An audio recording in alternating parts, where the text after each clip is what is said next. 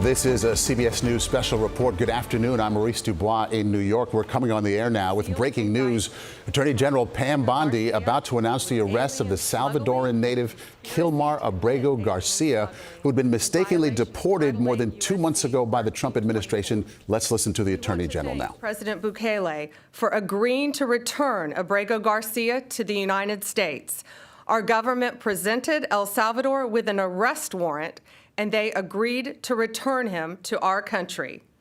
We're grateful to President Bukele for agreeing to return him to our country to face these very serious charges. This is what American justice looks like. Upon completion of his sentence, we anticipate he will be returned to his home country of El Salvador. The grand jury found that over the past 9 years, Abrego Garcia has played a significant role in an alien smuggling ring. They found this was his full-time job, not a contractor. He was a smuggler of humans and children and women. He made over 100 trips, the grand jury found, smuggling people throughout our country, MS-13 members, violent gang terrorist organization members throughout our country. Thousands of illegal aliens were smuggled. This is especially disturbing because Abrego Garcia is also alleged with transporting minor children. The defendant traded the innocence of minor children for profit. There are even more disturbing facts that the grand jury uncovered. It is alleged this defendant is part of the same smuggling ring responsible for the death of more than 50 migrants in 2021 after the tractor trailer overturned in Mexico. This is part of that same ring. The defendant abused undocumented alien females, according to co-conspirators who were under his control while transporting them throughout our country. This defendant trafficked firearms and narcotics throughout our country on multiple occasions. They were using vehicles, SUVs, with added seats in the back, floors that had been ripped out, guns, narcotics, children, women, MS-13 members. That is what the grand jury found. A co-conspirator alleged that the defendant solicited nude photographs and videos of a minor. A co-conspirator also alleges the defendant played a role in the murder of a rival gang member's mother. These facts demonstrate Abrego Garcia is a danger to our community.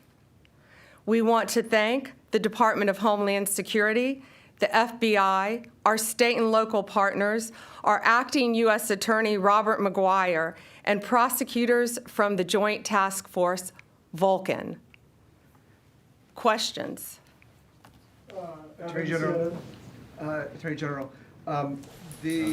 And so there you have it, the Attorney General announcing serious charges against Kilmar Abrego Garcia. You'll remember he was described as a family man, father, married, living in the Maryland area when he was mistakenly deported back to El Salvador. And a lot of people got behind him. What we heard here is a very different picture. Justice correspondent Scott McFarland joins us now from the White House. And Scott, what do you make of what you just heard? That's pretty damning. It's a dramatic turn in a 3-month-long legal saga, Maurice, according to the charging documents reviewed by CBS News. The feds allege declaratively that Kilmar Abrego Garcia is an MS-13 conspirator and has been transporting MS-13 members by the thousands for $1,000 a trip across the country. And so much of this case hinges on a November 2022 traffic stop in Tennessee, where this case is filed in Nashville.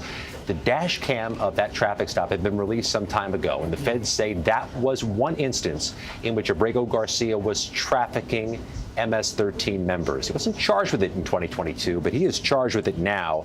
And one of the notes in the charging documents that stands out to me, the prosecutors are alleging here, Maurice, that Abrego Garcia works with several conspirators and would take the phones from people he was smuggling to prevent them from calling and alerting that the smuggling was underway. But in a larger sense, Maurice, this has always been a proxy for a bigger issue. A judge ordered Abrego Garcia's return many weeks ago because he was mistakenly deported by the administration's acknowledgement. The administration said they couldn't get him back. He was in a Salvadoran detention facility. Today shows they can get him back from El Salvador to face federal criminal charges in Nashville. Okay, Scott McFarland, thank you so much. Let's go to Homeland Security correspondent Nicole Skanga. And Nicole, he has been charged in the U.S. These are grand jury charges. I know you can get a grand jury to indict a ham sandwich, but they heard the evidence here, and this is what they put forth.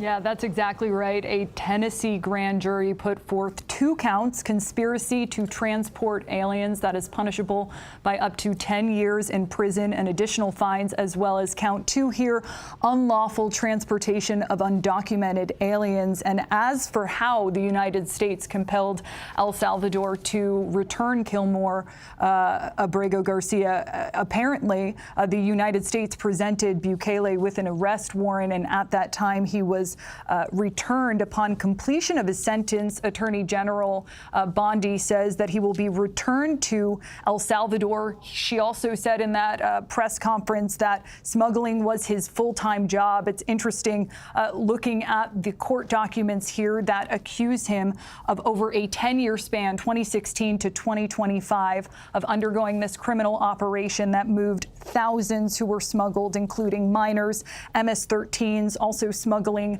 allegedly of cell phones, of narcotics, of weapons.